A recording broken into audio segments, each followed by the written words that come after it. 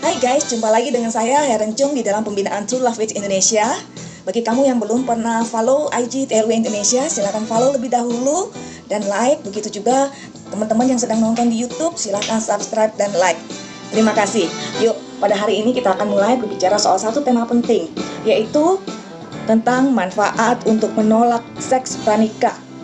Nah, teman-teman, pada zaman ini banyak sekali orang-orang muda yang berpikir bahwa kalau sudah melakukan hubungan badan, mungkin saja hubungan pacaran mereka akan jadi lebih intim, lebih romantis.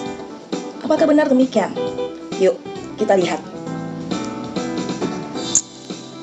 Ada seorang pemuda yang datang dan berkata, hubungan dia dengan kekasihnya itu jauh lebih harmonis, jauh lebih indah ketika mereka belum melakukan hubungan seks pranikah. Setelah melakukannya, mereka jadi lebih sering bertengkar dan semakin tajam, semakin sulit untuk mengerti satu sama lain. Rasanya ingin untuk berpisah, ingin untuk putus, tapi sulit. Kenapa? Karena sudah terlanjur. Lalu seorang wanita karir juga bercerita, bahkan menulis sebuah buku.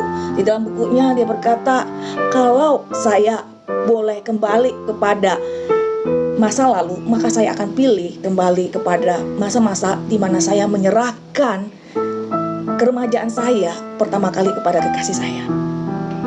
Saya menyesali hari itu. Kenapa? Karena setelah semua itu terjadi, mimpi buruk datang dalam kehidupan wanita ini, dan dia mengalami begitu banyak frustasi, stres yang tidak teratasi, rasa malu dan segala beban-beban emosional itu ada di dalam hidupnya setelah dia lepas kontrol. Nah, teman-teman, adalah jauh lebih berharga, adalah jauh lebih bermanfaat kalau kamu mau dengan tegas untuk mempertahankan kesucian kamu dan mengizinkan pasanganmu untuk juga belajar kontrol diri, menahan diri untuk tidak melakukan hubungan seks sampai masuk di dalam pernikahan yang sah. Dan sedikitnya teman-teman, ada 7 manfaat untuk mempertahankan kesucian, kekudusan seksual kita sebelum menikah. Yang pertama, tidak mudah dimanipulasi orang lain. Guys, kalau seseorang itu mempertahankan kesucian seksualnya selama berpacaran, maka citra dirinya pun tidak mudah digoyahkan oleh orang lain. Dengan citra diri yang baik dan kuat, seseorang itu tidak mudah dimanipulasi dan sanggup bertahan dari berbagai tekanan yang diciptakan orang lain, termasuk tekanan seksual. Sebaliknya, jika seseorang telah menyerahkan kesucian seksualnya selama berpacaran, tanpa ia sadari citra dirinya itu mulai goyah, dan itu membuat dirinya mudah dimanfaatkan oleh seseorang yang punya maksud buruk. Sebagai contoh, ada seorang karyawati bercerita bagaimana yang diperalat oleh kekasih keduanya setelah ia menceritakan bahwa ia sudah tidak perawan lagi sejak pacaran dengan pacar yang pertama.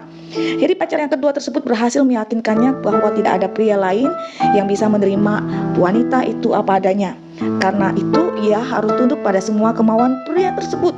Sekalipun pria itu pada akhirnya telah memutuskan hubungan dengannya dan bertunangan dengan wanita lain, pria itu tetap memanfaatkan wanita ini.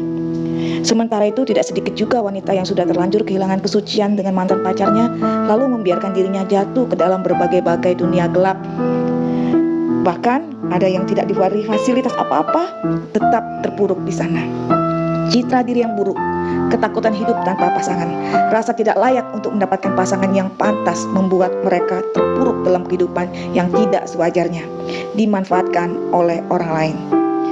Kebanyakan guys, manipulasi ini memang dialami oleh para wanita sebagai korbannya.